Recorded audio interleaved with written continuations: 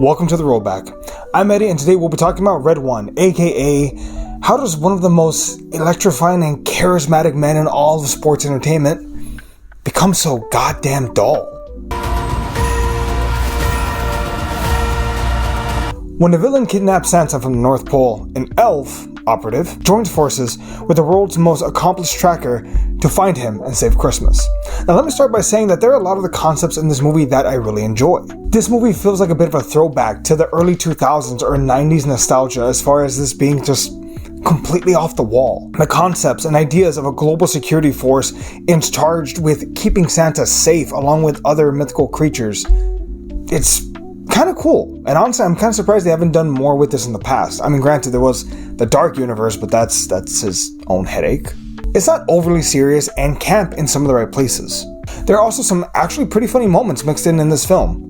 That said, the problem with this is very much its execution. Well, the execution in regards to one Mr. Dwayne "The Rock Can Only Flop" Johnson.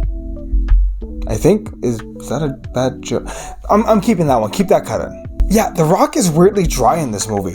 Like, he keeps the same disapproving smirk or frown on his face throughout the entire film. And by the time we actually do see some Rock charisma with Chris Evans, it's way too late. I looked up at Jen and I said, no, Mr. Orton. I called him Mr. Orton because I respect him. Mr. Orton, actually one day, I'm going to whip your son's candy ass. The idea of a good guy or a good cop, I guess, trusting a bad guy is not a new concept. This whole buddy cop, will they, won't they get along thing. It works. Like, it has worked in the past. Rush Hour is a prime example of that. But the fact is, it does not work in this particular case by any means, and it is not Chris Evans' fault.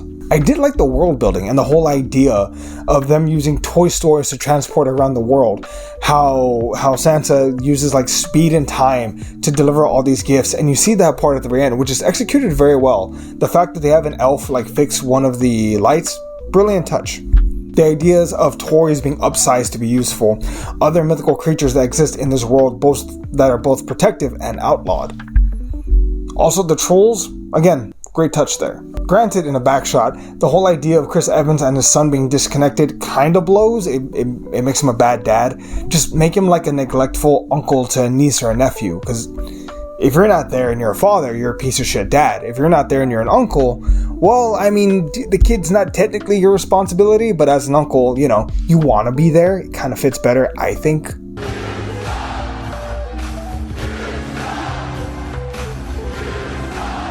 Also, real quick, the conveyor belt way that $7 is producing movies, it's slowly starting to break in, and it's unfortunate because I have a strong suspicion that this film was written not for The Rock, but was found and reworked for The Rock, which, again, in this case is not a good thing. It felt like him and Chris Evans had no energy. While there may be a movement to try and blame the both of them, Chris Evans is doing masterful work in this.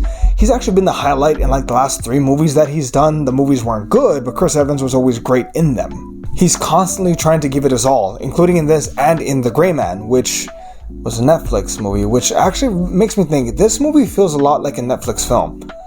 Also, why was the budget $250 million? The budget's supposedly anywhere from 200 to 250.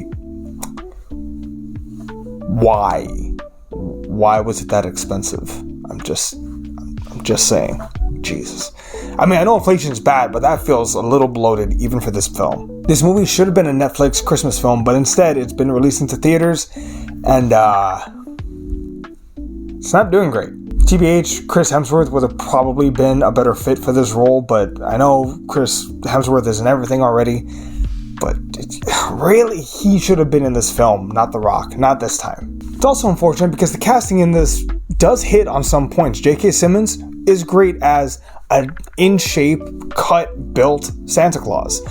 Miss Shipka playing the villain, a witch by the name of Grendel, I think that's the name. Again, great work. She's hamming it up. She feels like a 1990s, like, kids' Christmas monster bad guy. It works. It works. The violence, the different takes on Santa Claus, while not new, are interesting. And that's the unfortunate part. This film has some great concepts and great ideas. But I think The Rock, believe it or not, sinks this one for me.